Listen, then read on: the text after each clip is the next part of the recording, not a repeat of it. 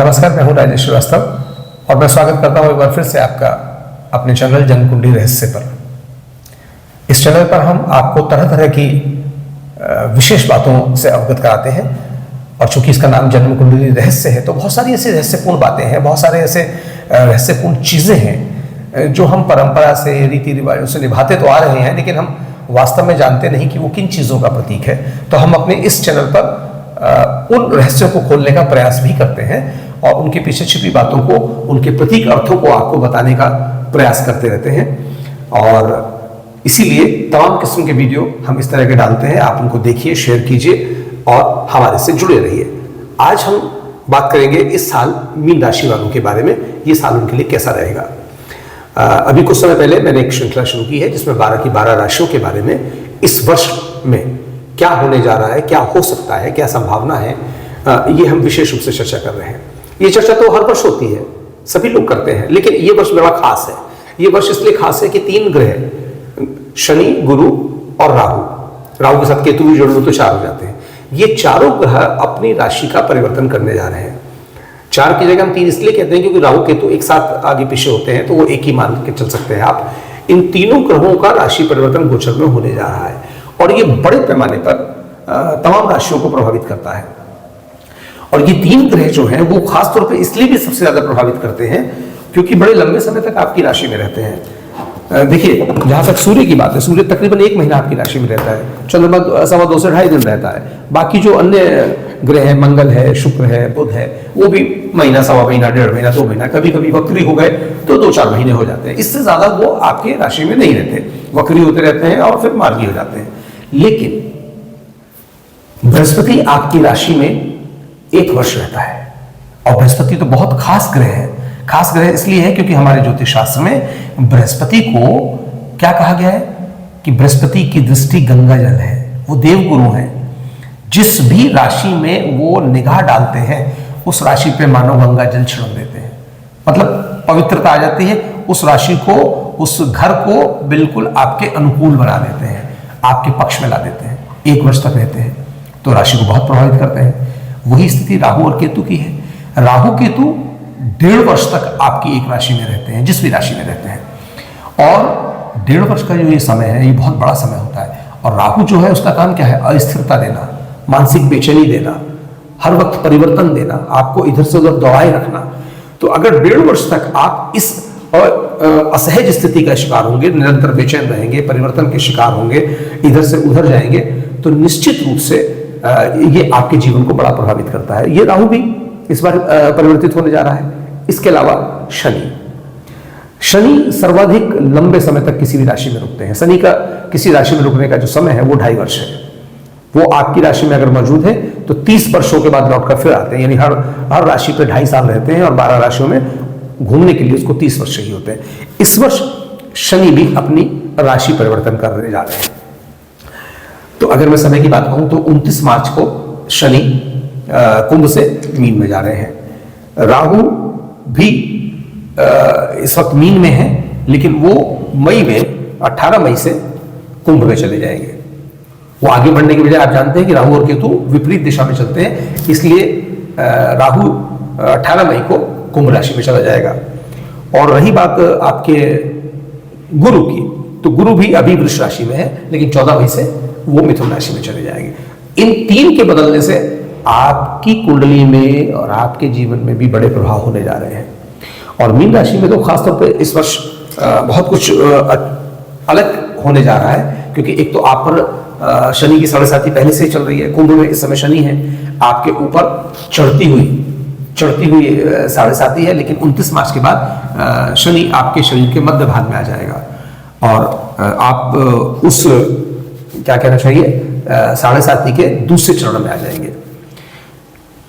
तो शनि के कारण और राहु और गुरु के कारण आपकी राशि में बहुत सारे परिवर्तन होने जा रहे हैं।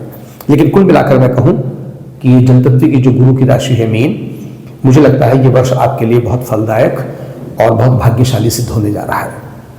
आपको आर्थिक रूप से काफी मजबूती मिलने जा रही है। जनवरी से मई तक का समय तो विशेष रूप से आपके लिए अनुकूल है। यह आपकी व्यक्तिगत उपलब्धियों का भी वर्ष हो सकता है, मिथुन राशि की तरह। लग्न के 7वें भाव में इसमें केतु हैं और लग्न में इस समय आपके राहु बैठे हैं। तो इस समय आपकी जो मानसिक स्थिति है वो बड़ी अस्थिर सी है, एक बेचैनी सी मन में रहती है। थोड़ा सा परिवर्तन आप चाहते हैं, मन व्यग्र और बेचैन सा रहता है, विचारों में, सोच विचार में बड़ा उतार चढ़ाव रहता है। लेकिन 18 मई को जैसे ही राहु कुंभ में प्रवेश करेंगे और शनि और केतु आपकी सिंह राशि में आ जाएंगे तो आपको इस स्थिति से राहत मिलने जा रही है। आपको बहुत मानसिक स्थायित्व मिलने जा रहा है, मानसिक शांति मिलने जा रही है। और जहां तक शुक्र की बात है, शुक्र भी इस वक्त आपकी 12वीं राशि में बैठे हुए हैं, परम मित्र की राशि में बैठे हुए हैं और वो बहुत जल्दी उच्च के होने जा रहे हैं। शुक्र जो है इसी महीने यानी जनवरी 28 जनवरी को वो मीन राशि में प्रवेश करेंगे, यानी आपकी राशि में आ जाएंगे, आपके लग्न में आ जाएंगे।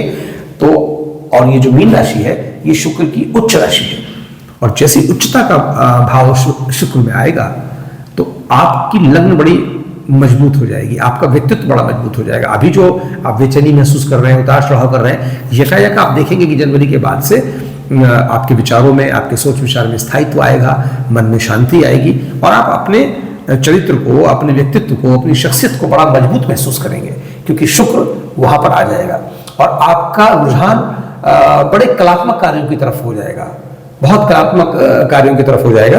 ये बात अलग है कि शनि भी जब यहाँ पहुंच जाएंगे तो थोड़ा सा अध्यात्म की ओर भी आपका झुकाव ज्यादा हो जाएगा। निराशा का भाव भी रह सकता है शनि के कारण से, क्योंकि शनि अध्यात्म की ओर ले जाता है, पूजा पाठ की ओर ले जाता है, कभी कभी निराशा की ओर भी लेके जाता है। लेकिन शुक्र आकर्षण का केंद्र है, उच्चता के भाव में रहेगा तो शुक्र आपको बहुत अच्छे अच्छे भाव की ओर और आपके मन को शांति देने वाला सिद्ध होगा। आपका जो शनि है वो, चूंकि मैंने अभी आपसे कहा कि वो अपने दूसरे चरण में आएगा, उसका जो असर होता है शरीर के मध्य भाग में होता है।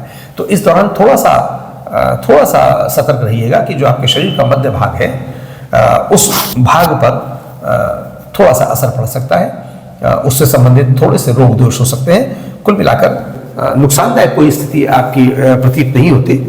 जहां तक आपकी कमाई की बात है तो अभी तो आर्थिक रूप से थोड़ा सा अच्छा समय नहीं दिखाई दे रहा, लेकिन जल्दी ही आपकी ये स्थितियां बदलेंगी। मैं रोजगार की बात करूं तो 14 मई को गुरुदेव मिथुन राशि में आएंगे। गुरुदेव मतलब बृहस्पति। अब वो चौथे घर से बैठकर आपके 10वें घर को, जो आपके रोजगार का घर है, जो आपके कार्य का या आपके व्यवसाय का घर है, उस पर सीधी दृष्टि डालेंगे, वो भी अपनी राशि धनु पर। यह स्थिति आपके लिए बड़ी अनुकूल हो जाएगी। अगर आप कोई भी अच्छा काम करने जा रहे हैं, नया काम करने जा रहे हैं, व्यवसाय करने जा रहे हैं या किसी प्रतियोगी परीक्षा की तैयारी कर रहे हैं, तो 14 मई से जो गुरु है आपकी राशि में प्रवेश कर रहे हैं, तो ये जो समय है आपके लिए बड़ा अनुकूल सिद्ध होने जा रहा है। रोजगार में बेहतरी का समय है और अगर आप पहले से किसी रोजगार में है, पहले से किसी नौकरी में है, तो ये उसकी बेहतरी या उन्नति का समय है। नौकरी में उन्नति का समय है, प्रोन्नति का समय है, आपको प्रमोशन मिल सकता है। और अगर आप किसी रोजगार में है तो उसमें बेहतरी का समय है। शनि लग्न में आ जाएंगे आपके, मैंने जैसे कहा कि 29 मार्च को, और जब वो 29 मार्च को आपके लग्न में आ जाएंगे तो वहां से सीधी दशम दृष्टि उनकी पड़ेगी आपके 10वें घर पे। तो इसका मतलब ये हुआ कि मार्च के बाद नहीं, मार्च में शनि की, और गुरु आएंगे 14 मई को। तो मई के बाद से शनि और गुरु दोनों आपके 10वें घर को देखेंगे। हमारे ज्योतिष शास्त्र में बहुत अच्छा एक बात कही जाती है कि जब शनि और गुरु दोनों एक साथ किसी भाव को देखते हैं तो कार्य की सिद्धि होती है। इसका कारण क्या है? शनि को काल कहा गया है। काल का एक अर्थ तो मृत्यु होता है, लेकिन काल का जो दूसरा अर्थ है उसका अर्थ है समय। यानी वह समय आ गया है कि जो चीज आप चाहते हैं वो आपको मिले। और गुरु क्या है? गुरु है देव कृपा, भाग्य। यानी भाग्य कह रहा है, आपके देव कृपा कह रही है कि अब वो भी आप पर कृपा कर रहे हैं। मतलब देवताओं की कृपा होनी शुरू हो गई है और शनि की वजह से वो समय आ गया है कि आपको वो सब मिल जाए। तो मई से ये स्थिति आपकी कुंडली में आरंभ होने जा रही है, जो गोचर इस वक्त बता रहा है। तो ये जो खास स्थिति है, ये समझ लीजिए कि रोजगार के जो घर है आपका बहुत शानदार होने जा रहा है, आप पर पूरी कृपा होने जा रही है। अगर आप कुछ भी ऐसा नया करने जा रहे हैं तो मई के बाद आपको बहुत ज्यादा अवसर मिलेंगे कि समय आपका बड़ा अनुकूल होगा। बहुत प्रयास करिए, मन से प्रयास करिए, सफलता आपकी राह देख रही है। आपके जीवन साथी के लिए भी ये स्थितियां अनुकूल बनेंगी और जो लग्न में भी राहु केतु की स्थिति है, ये जब राहु अपनी राशि परिवर्तित करेगा तो जो आपके वैवाहिक जीवन में थोड़ी सी खटपट या निराशा का भाव है वो भी समाप्त होने में मदद मिलेगी और आप काफी बेहतर महसूस करेंगे। वर्ष के अंत तक आपके संतान की उन्नति का समय है, कुछ अच्छे समाचार मिल सकते हैं। मई के बाद का समय काफी अच्छा है। स्वास्थ्य के लिहाज से भी आपका ये जो वर्ष है वो आपके लिए अच्छा रहने का अनुमान है। मुझे नहीं लगता कि ऐसा कुछ गड़बड़ हो जाना, बल्कि मंगल के छठे स्थान पर आ जाने के बाद तो बहुत स्ट्रांग हो जाएगा मंगल और आप शत्रु हत्या योग बनाने लगेगा और आपके रोग दोष कष्ट मुकदमे जैसी चीजें आपके पक्ष में आ जाएंगी, आप उन पर हावी रहेंगे। गुरु की राशि है तो मेरा आपसे यही कहना है कि आप एक मंत्र ओम क्राम ग्रीम ग्रौम सह गुरुवे नमः इसका निरंतर जाप करिए, पूरे सप्ताह करिए, पूरे माह कीजिए, बृहस्पतिवार को तो निश्चित रूप से कीजिए। ये गुरु का जो मंत्र है वो आपके लिए बेहद लाभकारी हो सकता है। आपकी राशि वालों के लिए पुखराज एक अच्छा रत्न होता है। बाकी कोई रत्न विशेषज्ञ आपकी मूल कुंडली को देखकर बता सकता है कि कौन सा रत्न इस वक्त या हमेशा के लिए आपकी राशि के अनुकूल होता है। कभी कभी हम दशाओं के हिसाब से भी वो रत्न पहनाते हैं तो वो फिर दशा समाप्ति के पश्चात वो रत्न उतारना पड़ता है, लेकिन जन्म राशि के हिसाब से जब कभी पहनाया जाता है और अनुकूल हो तो वो जीवन पर्यंत चल सकता है। और आपसे भी वही कह दूं जो मैं सबसे कहता हूं कि असमर्थ लोगों का, अशक्त लोगों का, कुष्ठ लोगों का, गरीब लोगों का, सबका भला कीजिए, उनकी मदद कीजिए, उनकी सहायता कीजिए। आपकी राशि गुरु है, अगर आप पीले वस्त्रों का दान करेंगे, पीली दाल का दान करेंगे, इस तरह की कोई चीज अगर आप बहुत सामर्थ्य रखते हैं तो स्वर्ण को भी आप किसी को दे सकते हैं। तो इन सब चीजों को करने से आपको ऐसे व्यक्तियों की दुआएं मिलती है। किसी कुष्ठ आश्रम में, किसी विधवा आश्रम में, किसी बुजुर्ग आश्रम में, किसी गौ सेवा संस्थान में, ऐसे स्थानों पर जाकर अपने तन मन धन से सेवा कीजिए तो ईश्वर की कृपा आप पर हमेशा बनी रहेगी। कुल मिलाकर ये साल ऐसा लगता है आपके लिए बहुत फलदायी साबित होने जा रहा है और इसका पूरा आनंद लीजिए। आपके ऊपर शनि की 7.5 तो रहेगी, लेकिन अच्छी बातें ज्यादा है। ईश्वर की शरण में रहिए, हमेशा उनका पूजन करिए, तो जो बुरी बातें और नकारात्मक बातें हैं वो भी अच्छी बातों में बदल जाएगी। तो आज के अंक में बस इतना ही। अगले किसी अंक में फिर एक राशि के साथ मिलेंगे। तब तक के लिए अनुमति दीजिए।